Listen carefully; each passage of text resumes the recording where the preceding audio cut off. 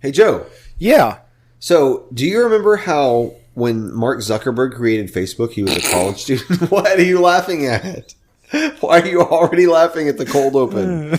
No, just keep going. All right. So, do you remember when Mark Zuckerberg created Facebook? Yeah. You do? Uh-huh. In 2006? I mean, like, I vaguely remember whispers because I was 7. Yeah. Do you remember what he did after that? Like, immediately after? Yeah. Not necessarily. You don't? You don't remember what he did? No. Okay, well, he joined a magician's troupe. Do you know what he did after he became a magician? No. He got really rich from his magician tricks. Yeah. And then Yeah. you don't know what happened next. What happened next? He became a crazy multimillionaire and he shaved his head. Oh, that's right. And then do you know what the very next thing that happened is? Right after that. He bought a house. That's right. He finally decided to settle down. And that is what we're going to be focusing on today. Settling down. Right. With the most nightmarish movie you've ever seen in your life.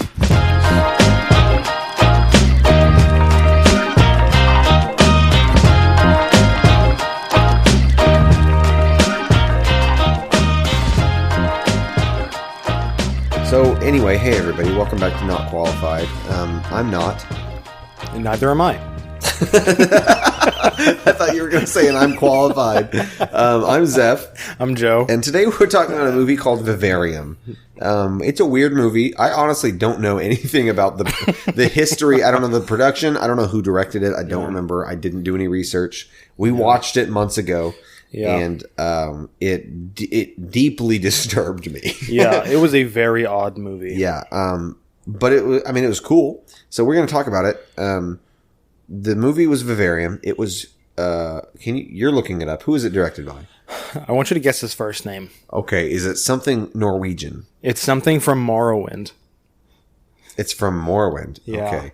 His first name is Siltstrider. No, his first name is Dagoth. No, wait, his first name is Michael Kirkbride. His name is Lorcan. His name is Lorcan? No way. That's the coolest name. I'm naming my son Lorcan. Or Lorcan. Lorcan. It's Lorcan. Lorcan Finnegan. There's a thing with Michael Kirkbride. There's another podcast. Hey, we should review another podcast. If you want to listen to the Selectives Lorecast, it's great only if you know a lot about Elder Scrolls lore and actually care about it. But in the first episode, they talk about Lorcan, and Michael Kirkbride, who created Lorcan, is on as a guest. And he lectures the other guests about the correct pronunciation. Because somebody says Lorcan, and he says, no, it's Lorcan.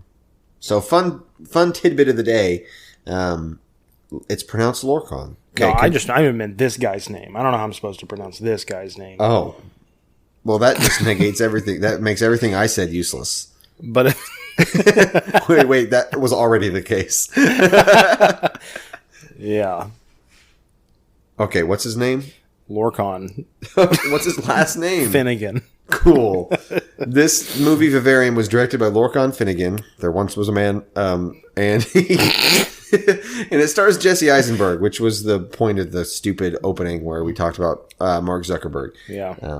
Jesse Eisenberg plays the same character in every movie, and it's no different in this, except for some reason they decide to give him the character trait of being like a gruff handyman. Yeah. Like he works he cuts down trees and stuff. He doesn't really have the physique or the attitude to pull it off. Jesse Eisenberg is the last person I would ever think could do anything with his hands. Yeah. Yeah. But that's who he plays. So, Joe, tell me the plot of Vivarium, if you can. I could tell you the first 10 minutes. Wait, actually, let's start off more basic, because this is an indie movie. Yeah. Nobody's probably heard of it. Yeah. It's made by a guy named Lorcan. And we just found it on Amazon Prime one day and decided to watch it. Yeah. Or Hulu or whatever. So, what genre is Vivarium? A psychological sci-fi thriller? Yeah. I would say it's a psychological horror. I would put it in the horror category, not necessarily because it's scary like you would think of like a modern day jump scare horror movie, but I mean it's psychological horror in the classic sense. You know what I mean? It's like a there's a lot of movies like this I can think of. Yeah. But none exactly like it. Yeah. So anyway, It's a psychological horror, low budget indie movie. What is it about, Joe? Excuse me. So the movie opens up with Jesse Eisenberg and his wife, however you pronounce her name, Imogen. Imogen Poot. Yeah, I remember we made fun of her name when we watched the movie. We saw it in the credits. That's not her fault. Imogen We're sorry, Poots. Imogen. What else is she in? Imagine Poots. Need for Speed, the movie. No. Yes, she was. No, that's not what I'm thinking of. Oh. 28 Weeks Later. No, I haven't seen that series. Well, you need to. The Look of Love. Nope. Hold on, let me go to her film. V for Vendetta. Oh, yeah, that's probably what I know her from. Did you know after I watched V for Vendetta, I literally made egg in a hole for breakfast for like 2 months straight? Yeah, did you know that... so we follow this couple. Then they're going into this like realtor business. They're trying to find a place to settle down. They're going to buy a house. So they go into a realty office shop. And they're like, yeah, we want to buy a house. And he's like, okay, let's go on a tour. And the dude is super, super weird. I can't describe his like mannerisms. You just gotta watch this weird You just gotta watch him. man. He's just so odd. He doesn't act like a normal human being. And then they go and look at this house, this super weird neighborhood. They go to it. Every house is literally the exact same, completely identical. And they go into the house. They're going to look at the inside of the house. And as they're looking inside, whatever his face is, the guy that was showing them the house disappears. He drives off. And so they're like, well, what the crap? What the heck? Well, I guess we're going to just drive back. And as they get in their car, they're driving around and they can't find a way out. They're completely lost. And as they're driving around for hours, they run out of gas, and the weird thing is they keep winding up back on their own street. Like they literally can't even leave this block that they're living in. They get up on the roof. It's just for miles and miles, as far as the eye can see, this neighborhood. And as they start settling down, they're like, okay, well, I guess we're just going to go to sleep for the night. A baby appears. And then so we see this baby being raised, not for very long. What? Let me stop you right there. Yeah. What? A baby appears? A baby. So they're in a suburban neighborhood. Yeah. Hold on, for reference, if you're imagining this at home, Joe, what color is this suburban neighborhood? Green? Yeah, like a weird, like almost like a mint. A mint chocolate chip. Yeah. The whole neighborhood. And it's endless. They can't see the end of it. Yeah.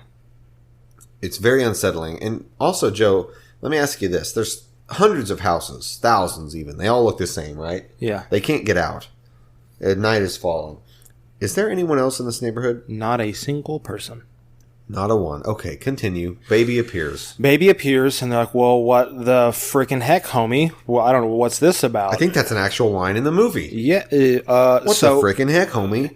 They were like, okay, well, I guess we got to take care of this baby. It just showed up. And then a few nights progress, not very long, and the baby has already grown significantly. Like, it's growing way faster than a normal baby. Food appears at their front door in boxes, toothpaste stuff, normal things a person would consume in their day-to-day life. I don't know about you, but I don't consume toothpaste, Joe.